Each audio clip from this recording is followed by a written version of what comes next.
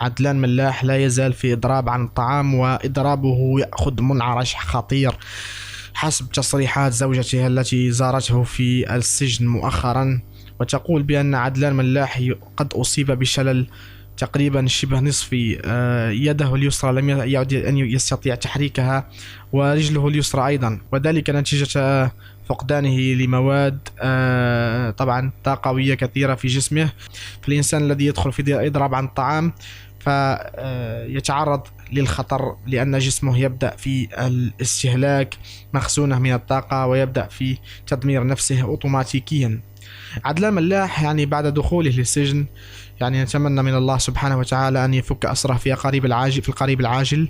عدلان ملاح يعني قد ارتكب خطأ كبيرا بمقامرته بأشياء يعني لن تفيده، ليست ذات فائدة كبيرة، لأنه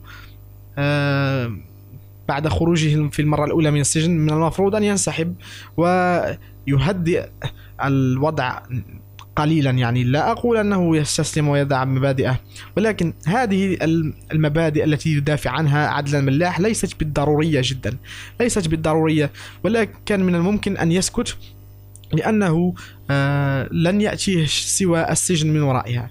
تخيل معي أن يخرج في بلاطوهات قناة خاصة ويرفع أوراق ويقول أنه لديه أوراق ومستعد لكشف المستور ولا أعرف ماذا، وفضائح ولا أعرف ماذا، وقضايا كبرى في الحقيقة. يعني كان في غنى عنها عدلان ملاح. يعني لو يعني أمسك فمه، حكم عقله يعني في هذا الموضوع، لكان خرج بأقل الأضرار.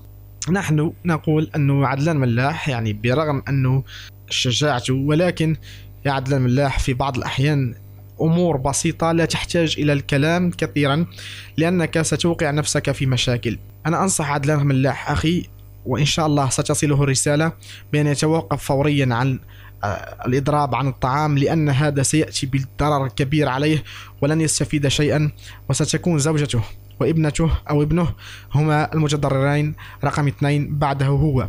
وتخيلوا معي لو مات على هذا الحال لا قدر الله سيعتبر منتحرا، لأنه هو نفسه من اختار أن لا يأكل، هو نفسه من اختار أنه لا يريد أن يأكل ويقدم لنفسه لجسمه الخدمة ويرعاه، لأنه هذا الجسم أيضا أمانة من عند رب العالمين سبحانه وتعالى. فهذا انتحار. فلو يعني واصل على هذا المنوال ومات لا قدر الله فوالله هذا انتحار. يعني نتمنى أن يعني يفك الله أسره عن قريب إن شاء الله. سنرى عدلان ملاح أخونا معنا في الحرية هنا. سلام من الله عليكم.